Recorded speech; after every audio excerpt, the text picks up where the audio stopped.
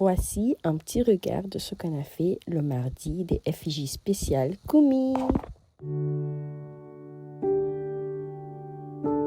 41, en fait, Jésus était en train, je crois qu'on a ramené une jeune femme qui était morte à Jésus. Il regarde la fille. La Bible dit, Jésus parla à la jeune femme qui était décédée. Elle était morte. La jeune femme était morte. En fait, il faut savoir que la mort ici, dans le cadre où je suis en train de le dire, le verset, c'était une mort physique. Mais la mort, ça se manifeste de plusieurs manières. La mort, ça peut se manifester dans ta vie spirituelle, ça peut se manifester dans tes finances, ça peut se manifester dans plusieurs aspects de ta vie. C'est aussi des formes de mort. Mais Jésus s'est avancé vers cette femme. Je dis, Jésus s'est avancé vers cette femme. Jésus s'est avancé vers toi. Jésus s'est avancé vers Mylène. Jésus s'est avancé vers Marie. Est-ce que quelqu'un a une foi pour saisir la parole? Est-ce que quelqu'un croit pour saisir la parole? Jésus s'est avancé vers toi et il t'a dit, Talita Kumi, ça veut dire, jeune femme, lève-toi.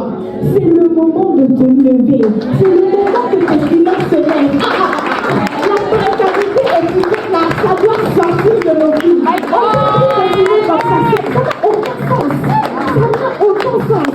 Oh, la mort spirituelle, là, toi, tu attends seulement quand c'est le temps de prière en communauté. Toi-même, tu n'arrives même pas à prendre le temps de prier dans ta chambre. Ah, ma chérie, il faut te lever même. Ça veut dire que tu faut sortir de cette mort-là. La forme de mort-là, ça doit cesser aujourd'hui. Jésus est venu vers toi et il t'a dit, jeune femme, lève-toi. Jeune fille, lève-toi. Kumi, yes. Amen, amen, amen, amen. Il a fait grâce. Et le Seigneur nous a vraiment fait grâce pour que la mission de Kumi soit directement attachée à la mission de l'EJP. Ça veut dire que les Kumi, c'est une plateforme qui est directement concernée par l'église des jeunes. C'est une plateforme des jeunes femmes dans l'église des jeunes prodiges. Donc le Seigneur a inspiré une mission pour l'EJP et nous, en fait, nous puisons notre mission à travers la mission de l'EJP. Maintenant, par la grâce de Dieu, on adapte la vision en fonction de ce que le Seigneur est en train de faire au milieu de nous, en fonction de ce que le Seigneur a prévu de faire avec nous. Pour la mission, en fait, le Seigneur nous a donné, en fait, la mission de conquérir les jeunes femmes des extrémités de la terre pour en faire des disciples de Jésus-Christ qui dominent dans les territoires géographiques et d'influence. Est-ce que quelqu'un sent déjà? Est-ce que tu sens déjà? Ça veut dire que tel qu'on est là, tel que nous sommes là, elle est censée en fait dominer dans toutes les sphères d'influence. On est censé en fait emmener la lumière de Christ partout où nous allons. On est censé en fait briller partout où nous allons. Nous, on est destinés à briller. C'est pas vraiment qui va te choquer. On est condamné à briller. Ça veut dire que la lumière va te presser juste parce que ça va sortir. Ça va te presser juste parce que ça va sortir. Et le Seigneur veut commencer avec ici. Le Seigneur veut commencer avec maintenant. Amen. Et donc la vision, c'est quoi?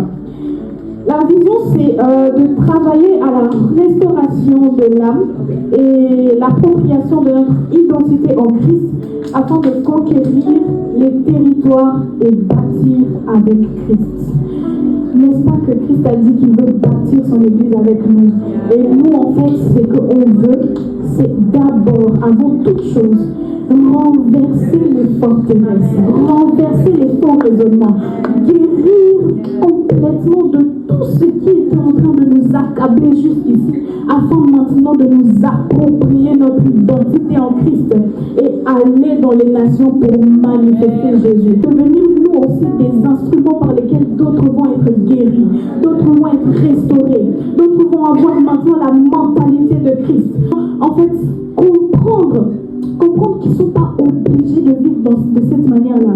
Le Bible dit dans son livre Sortir des prisons de rêve, il a dit, je prie que ce livre vous permette de sortir de ces choses, de démolir, de renverser les forteresses. Mais vous, que vous deveniez aussi des instruments par lesquels les gens qui ne peuvent pas avoir accès à ce livre puissent connaître Et c'est quand Dieu dit que notre lumière doit briller ainsi afin que les autres puissent voir nos bonnes œuvres pour le glorifier. C'est pas les gens de l'église. À l'église ici, tout le monde prie. À l'église ici, tout le monde connaît le livre orange. C'est là-bas, là où les gens ne peuvent pas avoir accès à ça. Là où le nom de Jésus est orange, là, c'est là-bas que tu dois délivrer les gens. Et puis ils vont te demander, mais tu parles, tu as l'intelligence comme ça vient d'où? Tu dis c'est Jésus. Ils vont te dire, mais comment? Pourquoi? Tu as vu ça où? Comment tu peux avoir une telle sagesse comme ça?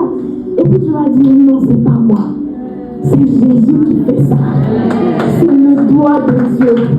Amen. Amen. Amen.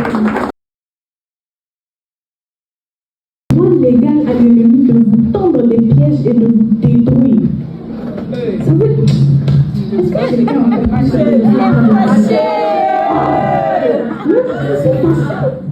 Comment ça, je donne au diable, je donne à Satan le droit légal, je lui dis, regarde, ma vie est là pour la détruire. Oui, parce que quand tu acceptes ce genre de choses, ça veut dire que tu acceptes que le diable rentre dans ta vie, qu'il détruise ta vie, qu'il te vole ta paix, qu'il te vole ta joie, qu'il te vole en fait ta lumière, qu'il te vole toutes les œuvres que le Seigneur avait prévu que tu accomplisses. Pourquoi? Parce que quand tu acceptes le rejet. Tu acceptes le rejet. Ce qui se passe, c'est quoi? C'est que deux personnes dans la Bible commettent une même erreur. Judas, il va vendre Jésus. Ça veut dire qu'il a trahi le Seigneur. Et Pierre aussi, il va nier Jésus. Il a trahi aussi le Seigneur. Les deux ont commis une trahison. Mais deux personnes ont des réactions différentes.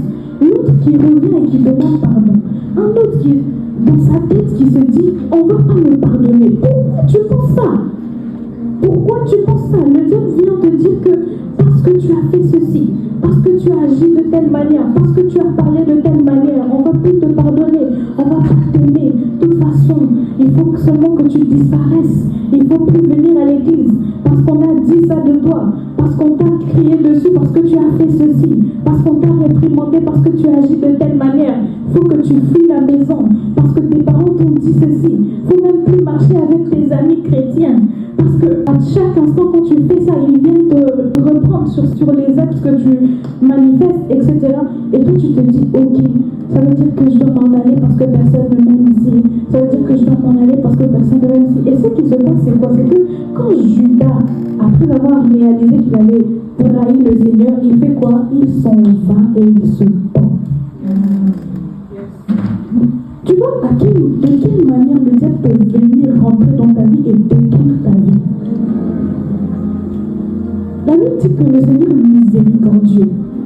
Il est lent à la colère et riche en bonté. Il pardonne. Pierre qui va et il trahit le Seigneur, il revient, il demande pardon.